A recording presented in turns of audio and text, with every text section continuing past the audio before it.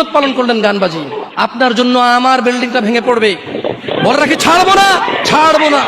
এই যে ভূমিকম্প হলো আপনার গান বাজনা বাজানোর কারণে। মুহাম্মদ সাল্লাল্লাহু আলাইহি ওয়াসাল্লাম কি মিথ্যা কথা বলে? আল্লাহ নবী বলেছে, যখন বাদ্যযন্ত্র বেড়ে যাবে, গায়িকারা সম্মুখে এসে নাচবে, তুমি অপেক্ষা করো, পাহাড়গুলো কেঁপে উঠবে, পৃথিবীটা নড়ে উঠবে। জলজালা ইযা জুলজিলাতিল আরদু জিলজালাহা, যখন পৃথিবী প্রবল কম্পনে প্রকম্পিত হবে।